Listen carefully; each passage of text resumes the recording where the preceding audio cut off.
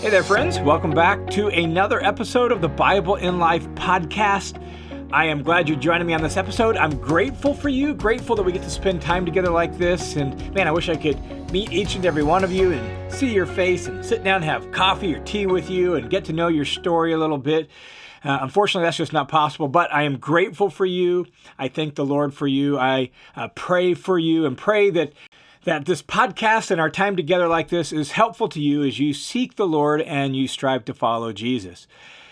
At the time that you are listening to this podcast, I will be about 2 weeks into my post-surgery recovery from having my hip replaced. In fact, the day that this podcast is being released, I'm supposed to have my post-op appointment with my surgeon, and so if all is going smoothly, that's where we'll be at the time you're listening to this. And so if you think of it, say a prayer that I will continue to recover well and that I'll get back to full speed, be able to travel and speak and do some other things that I like to do as well. I wanted to do something on this episode, just pretty fundamental, pretty basic, that and yet it's so needed that I just think it's worth doing again, particularly here at the beginning of a year once again. And so what I want to talk about are the two most important spiritual practices for your spiritual growth, for my spiritual growth. There are a whole host of spiritual practices. You can read whole books on spiritual disciplines and various spiritual practices. They all have their place. They all have their purpose. They all need to be done wisely. But these two are front and center. The two we're going to talk about on this episode are the two most central disciplines. They fuel all the other disciplines. They infuse the other ones with wisdom, life, and power. And so I want to talk about the two most important disciplines, and then I want to talk about kind of the keys for carrying out those disciplines in a way that's going to be most helpful to your own spiritual formation and your own discipleship to Jesus. All right? So here they are. The two most important spiritual practices are reading the Bible and praying. Now, I know it's like, oh yeah, I've heard that before. I get that. And maybe it's not the case for you, but I do know from my interaction with people and my life as a pastor that is a struggle for a lot of people. So a lot of people have been told that they're the most important spiritual practices. They've been encouraged to participate in those practices, and yet they struggle to do it with any sort of regularity or consistency. And yet, if we're going to walk with God and our life is going to be deeply formed in Jesus, those two practices, reading the Bible and praying, are the two most important spiritual practices that we need to make sure we do regularly and routinely.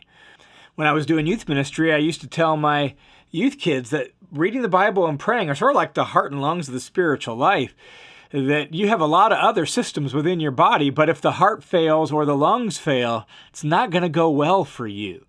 And so reading the Bible and praying is just that essential, that central. And yes, there's other things that are important that we do spiritually, but a deeply formed life is a life of prayer and a life full of Scripture. And so we need to make sure that we read our Bible regularly and we pray regularly. When I say read our Bible regularly and pray regularly, here's what I mean by that. Some people say you should do it every day, and I'm not opposed to doing it every day. I just think sometimes that's a bit unrealistic for us, that we need to be maybe a little bit more realistic, particularly when we're first starting out. And so what I mean by regularly is I mean more often than not.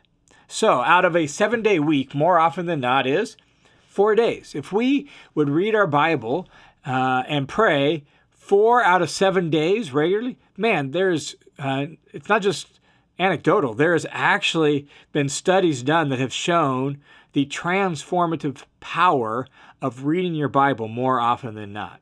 Like if you read your Bible or interact with your Bible, maybe by going to church and hearing a sermon out of your Bible 1 day a week, negligible life change. 2 days a week, maybe a tiny bit. 3 days a week, you actually begin to see an upward tick. But when you hit 4 days a week or more, the amount of transformation in a person's life goes off the charts. And so I just think there's wisdom in that principle more often than not. So that's my encouragement to you as you enter into and look at 2023 and you look at, man, I want to follow Jesus and I want to know him and I want to grow in him. Then develop a plan by which you are going to read your Bible and pray at least 4 days a week.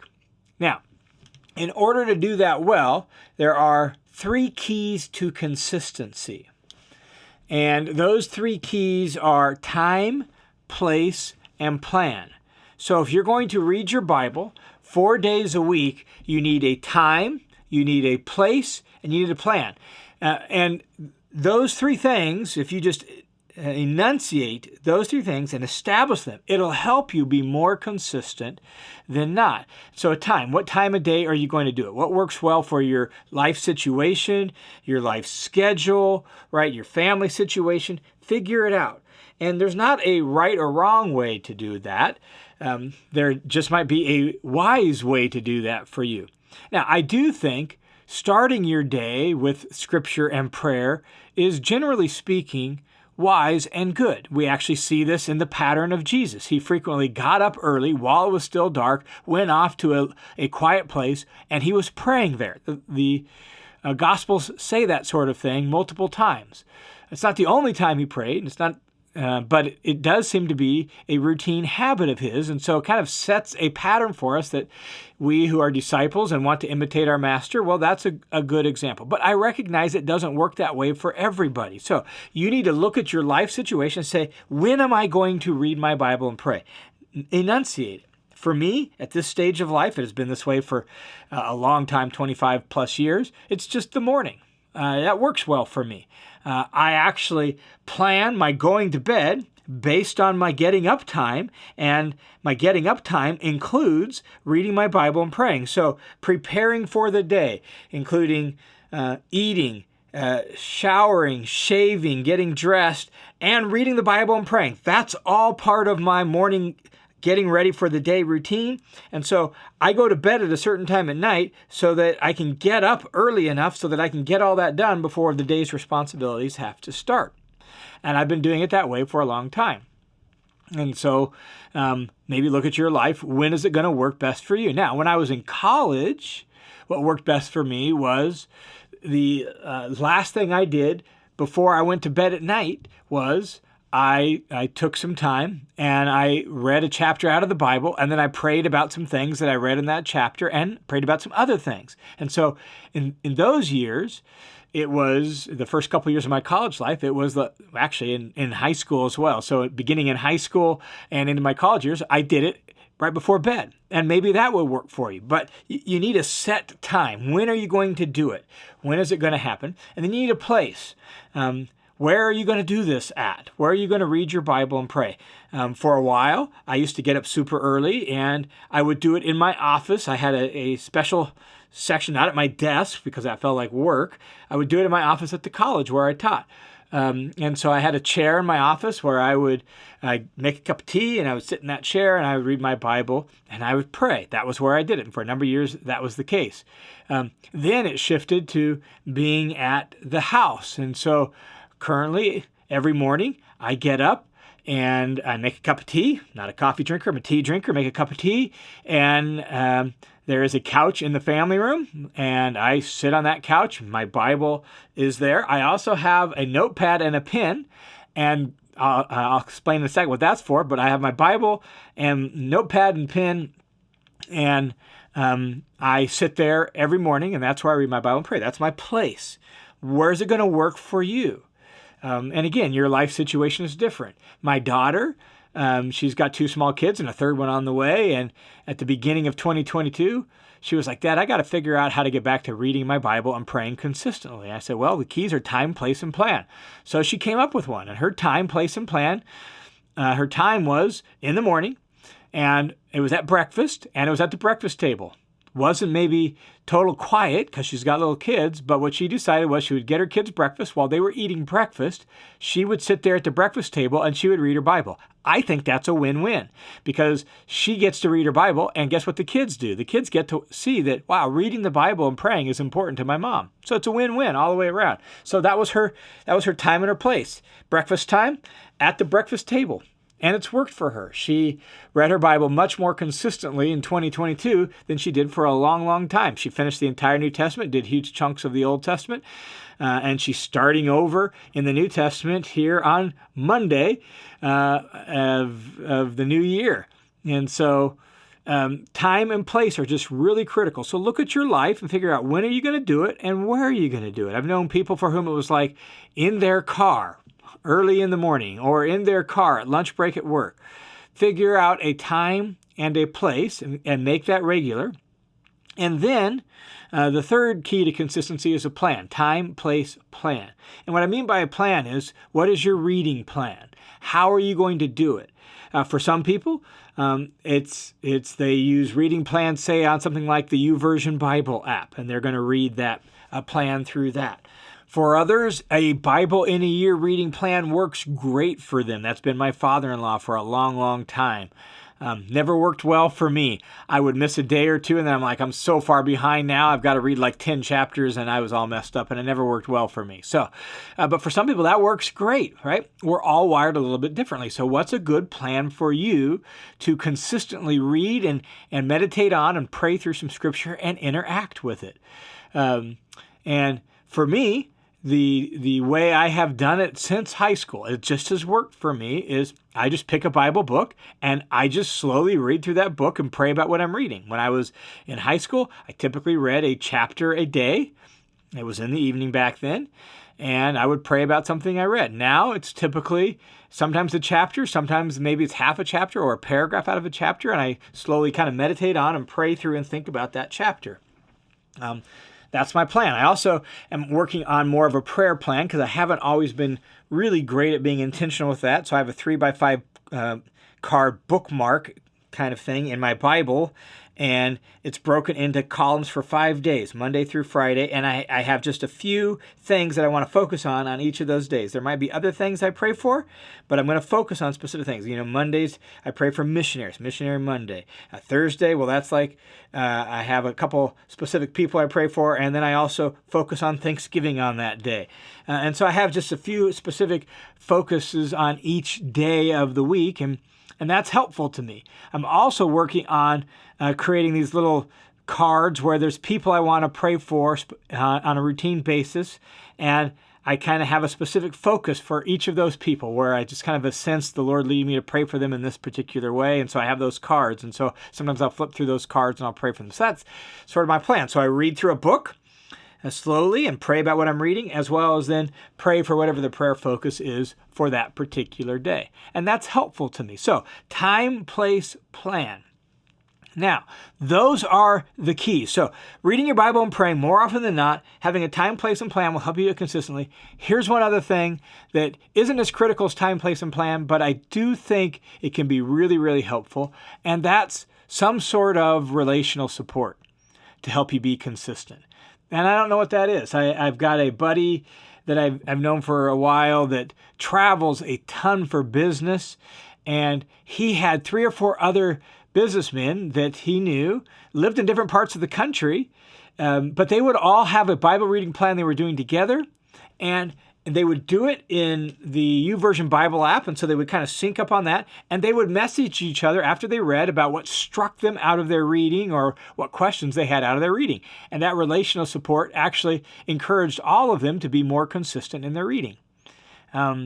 So something like that is helpful. I don't think it's absolutely critical, but I do think it is helpful, and it's good to read it in kind of community with other people. And so if you can have some sort of relational support, people in your life that you can check in on and they can check in on you, or if you have questions and you can ask them, or in some way they can just encourage you and support you and you can encourage and support them, I just think that's good for everybody. Like, discipleship is always highly relational. We are to encourage each other and spur one another on to love and good deeds, and this is just one way we can do that. And so time, place, and plan are critical. If you can have some sort of relational support in your Bible reading, I think that's really helpful as well.